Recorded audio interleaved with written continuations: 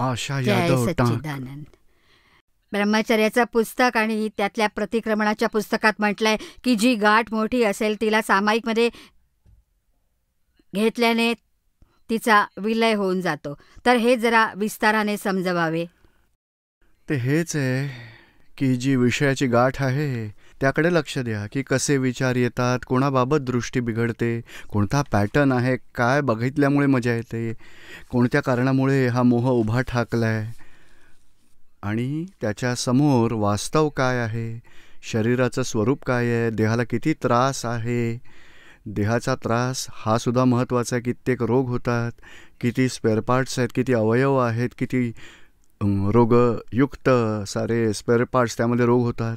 असं ॲनालिसिस करायचा सामायिकमध्ये बसून. आपण जे सुख मानतो पण वास्तव ते सुख आहे का हे चेक करून राहायचं. कशा प्रकारे सुख नाही आहे, कशा प्रकारे दुःखदायी आहे. नाही का आत्ता सांगितलं ना, देह स्वतःच दगा देणार आहे म्हणून देहासंबंधी कित्येक गोष्टी घडतील, साऱ्या दगाबाजच असतील. असं ॲनालिसिस करायचं आहे. व्यक्तींना काही सांगायचं नाही, ऐकायचं नाही, पण आपण समजायचं. जो ॲनालिसिस करतो तोच सामायिक. विषयात सुख आहे तो अभिप्राय आपला तुटतो. विषय किती जोखमीचा आहे, ब्रह्मचर्य किती हितकारी आहे लक्षात यायला लागतं.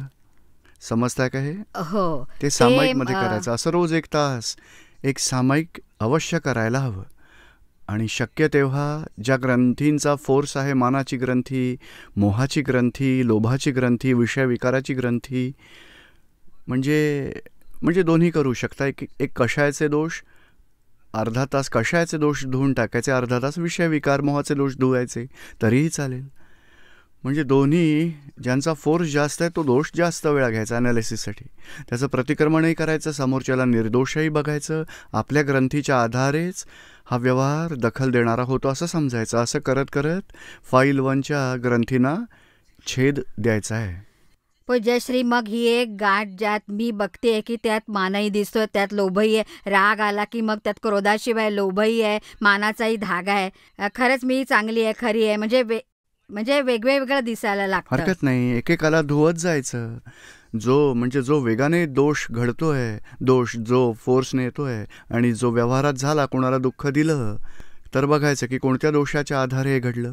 नंतर त्याचा ॲनालिसिस करायचा की मी खरी आहे असा माझा आग्रह होता म्हणूनच समोरचा दोषी दिसला, खूप आर्ग्युमेंट्स केली, त्यांना दुःख दिलं.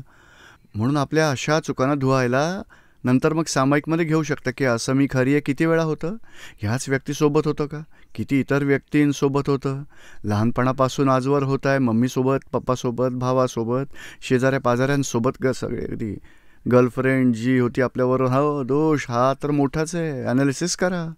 असं करत करत सॉल्युशन काढा. ही गाठ दिसतेही आणि दोषही दिसतात, पण त्यातून म्हणजे आत बाहेरच्या वर्तनात म्हणजे सांगायला नाही जास्त, पण आतल्या ते चालू राहतं. त्यातून कसं बाहेर पडायचं, त्यासाठी काय पुरुषार्थ करायचा? वेगळं ठेवायचं. फाईल 1चा कचरा आहे, मी वेगळी आहे, त्याला समजवायचं. मी बरोबर आहे आणि रिलेटिव्ह सत्य आहे, ह्यात काय धरून पकडून ठेवायचं, का त्याचा आग्रह धरायचा. समोरच्याला आपण म्हणतो मी खरा आहे, समोरचा म्हणेल नाही तुझं म्हणणं चुकीचं आहे, माझं म्हणणंच खरं.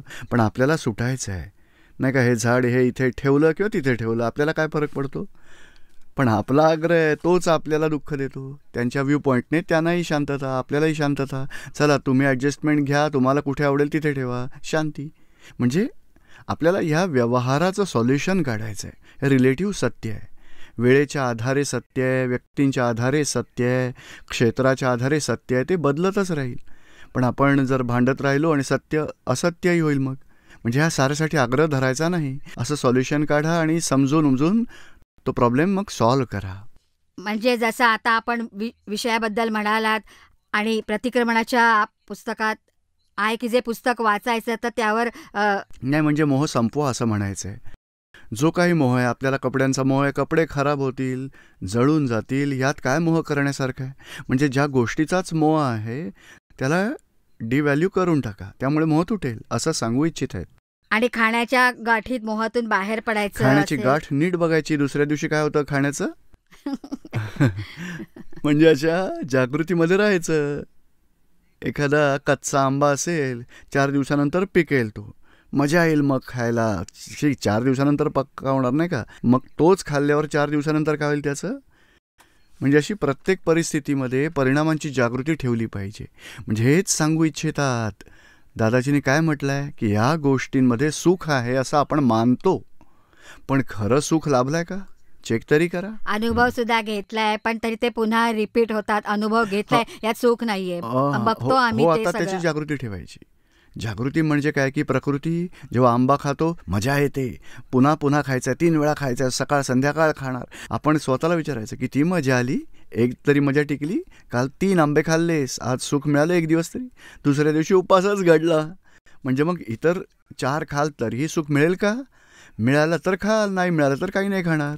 आता अशा सुखासाठी नाही खायचं आहे, प्रकृतीचा हिशोब पूर्ण करण्यासाठी खायचं आहे. सुख तर माझ्या शुद्धात्म्याचं आहे, तेच खरं आहे. आणि त्यासाठी कधी 24 तासातही काही मागावं लागत नाही. इथे मात्र भीक मागतात, मला काही द्या, मला काहीतरी द्या, कुठून मला मिळणार आहे. या सुखापायी आपण भिकारी व्हायला लागलोय. पण निरीच्छ होईल तेव्हाच भगवंत पदावर राहू शकाल असं समजून बदल उमजून करा. समजून पूज्यश्री, आपण म्हणालात की म्हणजे भूक लागली तर लगेच नका खाऊ, कचरा जळून जातो, आपण निरोगी बनतो. या गोष्टीवर पूर्ण श्रद्धा आहे. पण फाईल 1चं काय म्हणणं आहे की आता हा बिलीव सुद्धा एवढा गाढ झालाय की आता भूक लागली नाही खाल्लं तर डोकं दुखायला नाही, लागतं. तर हरकत हे नाही खायचं, पण भुकेच्या वेळी कमी जास्त लेट झालं खाण्यासाठी, जेवणात आवडत नव्हतं, काही नावडतंय, काही तर आलं काही, तरी कोणाला दुःख द्यायचं नाही. अशी फर्स्ट लेवल सुधारा. या 4 स्टेप्स 5 लेवल्स ती आपल्या जागृतीत ठेवायची. प्रत्येक ग्रंथी समाप्त करण्यासाठी हाच उपाय आहे. 4 स्टेप्स म्हणजे जसं विषयाच्या ग्रंथीसाठी काय ठरवायला हवं की विषय विकारात सुख नाही आहे, कशा प्रकारे ब्रह्मचर्यात सुख आहे, कशा प्रकारे विषयात जोखीम आहे. 2री स्टेप. 3री स्टेप विषयात जेवढ्या वेळा दृष्टीदोष विचारदोष झाले प्रतिक्रमण करा. आणि 4थी स्टेप त्याचं रक्षण करू नका. आणि 5वी लेवल या ग्रंथीमुळेच कोणाला दुःख द्यायचं नाही आहे. नाही प्राप्त झालं तरी दुःखी व्हायचं नाही आहे, प्राप्त झालं तरी सुख घ्यायचं नाही आहे. असं सॉल्युशन काढत राहायचं, तन्मयकार व्हायचं नाही.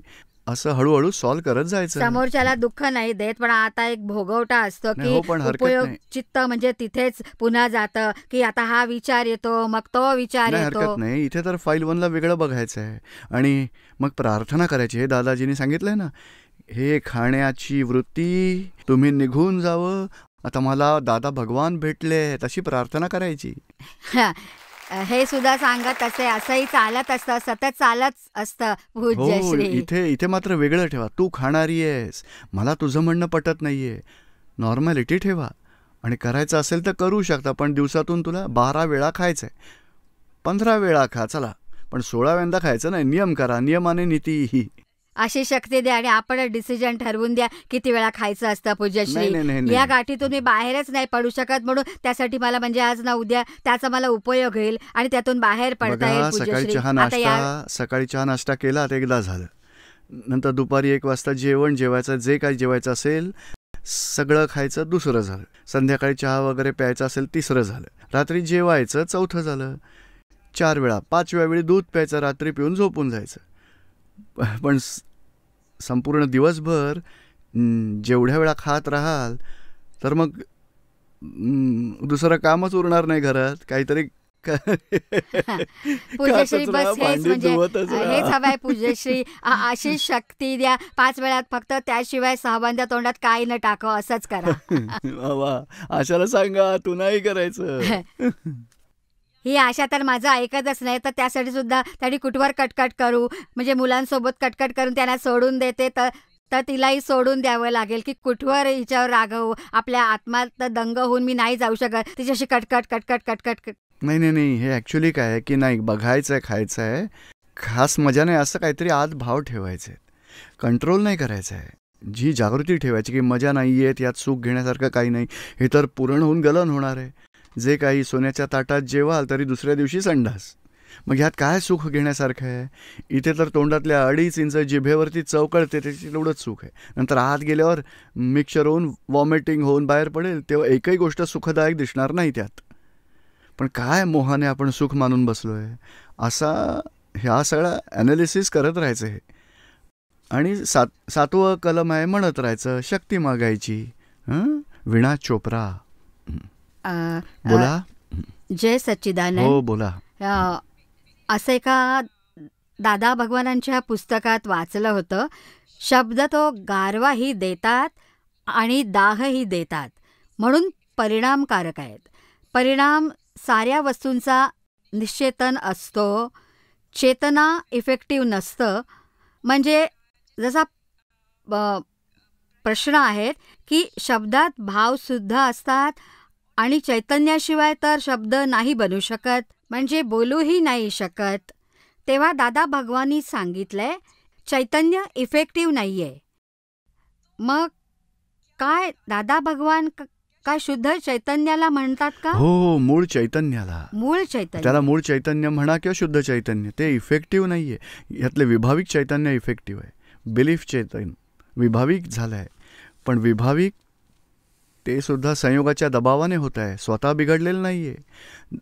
जसं सोनं अंगठी आणि बांगड्यांमध्ये असतं ना, म्हणजे अवस्थेत असतं ते सोनं, पण सोन्यावर परिणाम नसतो. सोन्याची अवस्था जेव्हा उत्पन्न होते तेव्हा व्यवहारात येते ती पुढे.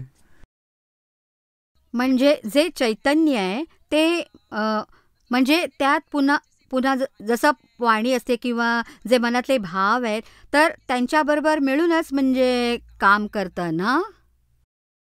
आता शुद्ध चैतन्य कशाला म्हटलं जाईल की मी शुद्धात्मा आहे ते शुद्ध चैतन आहे. मी वीणा आहे ते मिश्र चेतन म्हटलं जाईल, त्या शुद्ध चेतन नाही म्हटलं जाणार. त्याला अहंकार म्हटलं जातं. ओके. आणि ते कर्म बांधणारं आहे, चार्ज होतं. आणि नंतर आज वाणी विचार वर्तन ते डिस्चार्जमध्ये आलं आहे. ते डिस्चार्ज त्याला निश्चेतन चेतन म्हटलं जातं. जी पॉवर भरली आहे, पॉवर भरणारं मिश्र चेतन म्हटलं जाईल, पॉवर चैतन्य. आणि पॉवर भरली जाते त्याला पॉवर म्हटलं जातं, निश्चेतन चेतन. आणि ते आज संयोग जुळून डिस्चार्ज होत आहे. तर त्यामध्ये इफेक्टिव्ह कोणतं आहे तर ते निश्चेतन चेतन.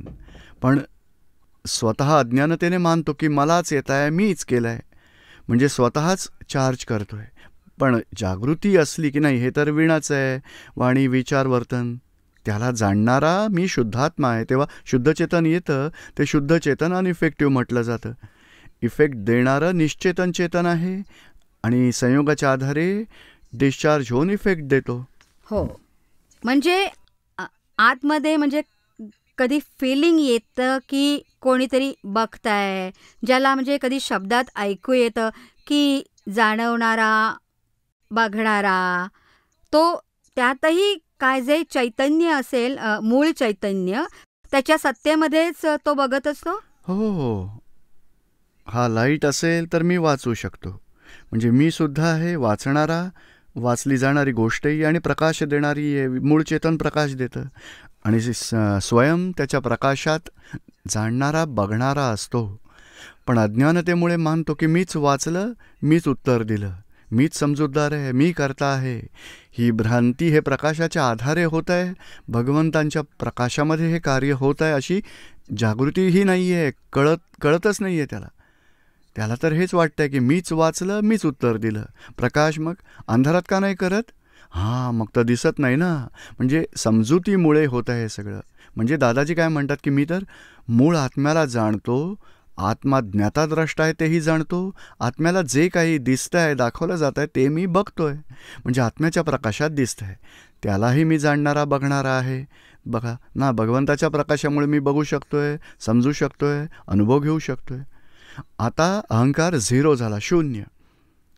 मी जाणतोय त्याही एका प्रकारच्या अहंकाराला बघा समाप्त करावा लागेल. भगवंत प्रकाश देणारे, त्यांच्या प्रकाशात मी बघतोय, मी जाणतोय. म्हणजे यावेळी आपल्याशी बोलणं होत आहे, म्हणजे दोन लोक बोलतायत पण आतमध्ये तिसरा त्यांना जाणवतोय, तर तो जाणणाऱ्यालाही कोणीतरी जाणवतंय.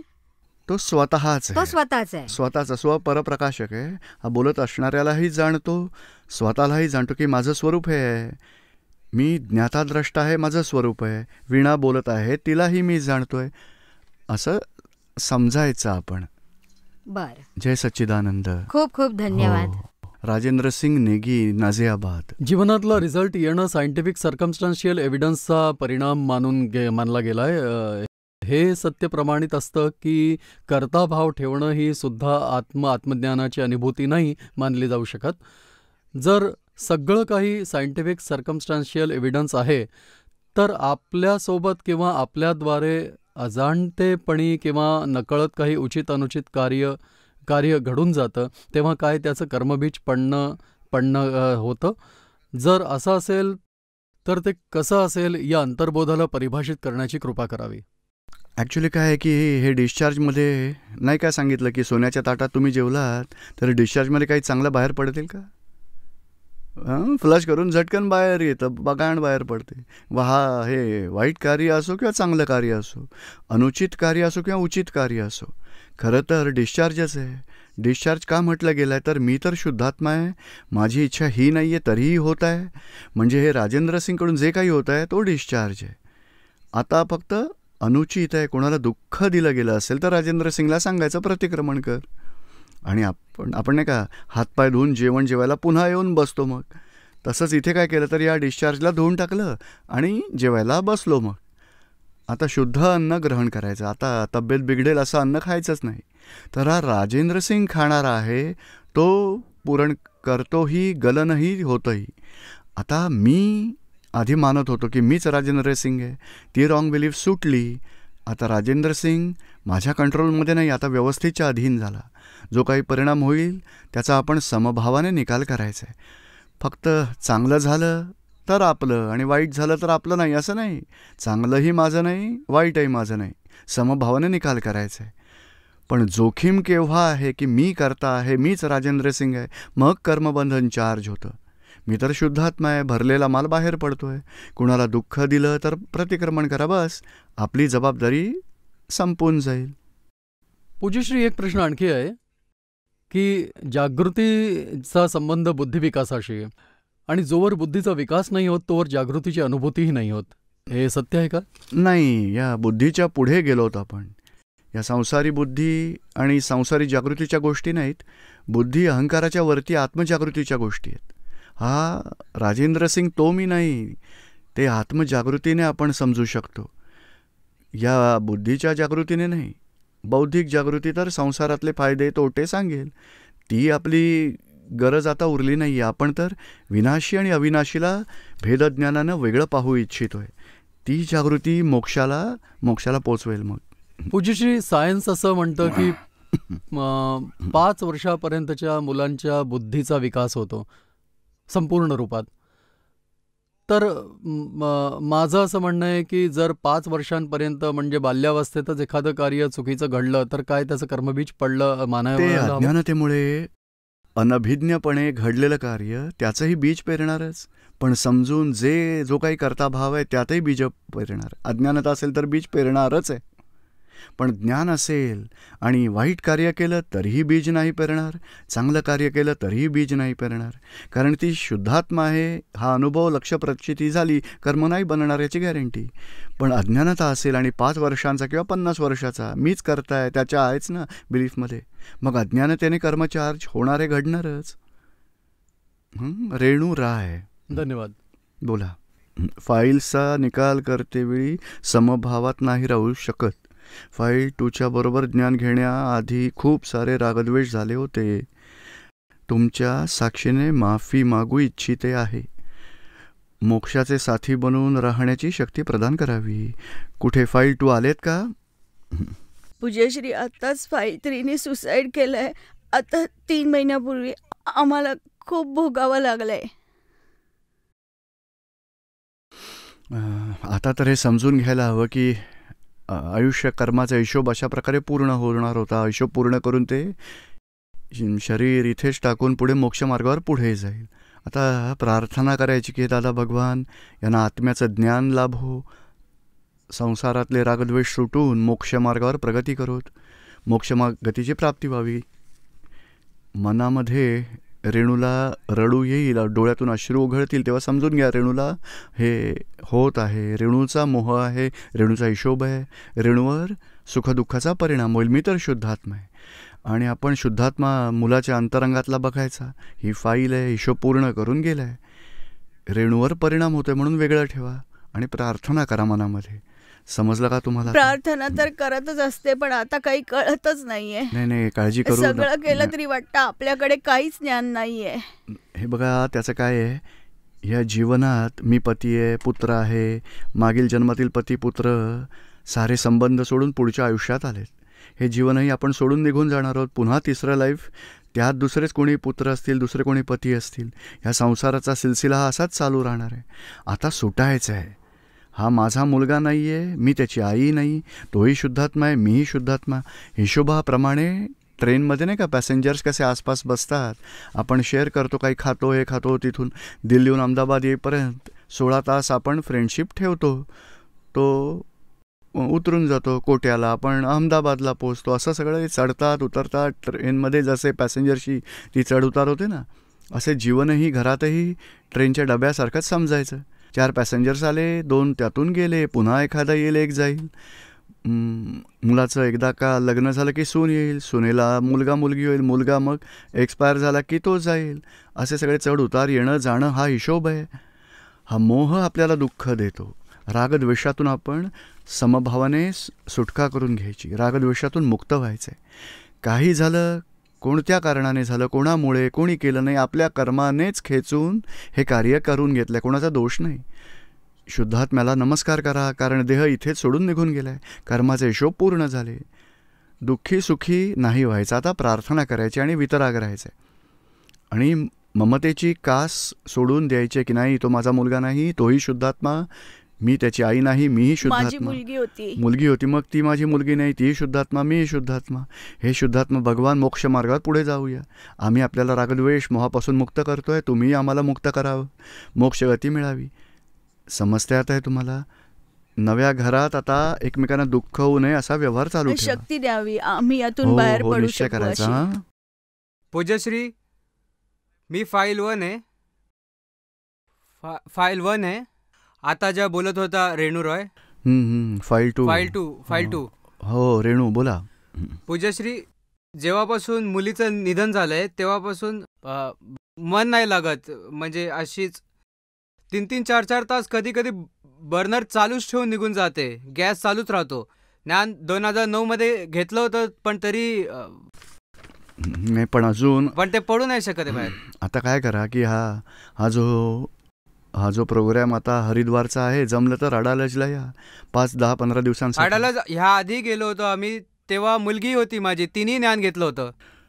हो, पण त्याचं काय आहे की आयुष्यकर्म कोणत्या संयोगाने पूर्ण होणार आहे ते आपल्याही हातामध्ये नाही, मुलीच्याही हातात नाही. त्यावेळी आयुष्यकर्म पूर्ण होताना त्यावेळी सगळ्या कर्मांचा दबाव येतो, चुकीचं कार्य घडून जातं.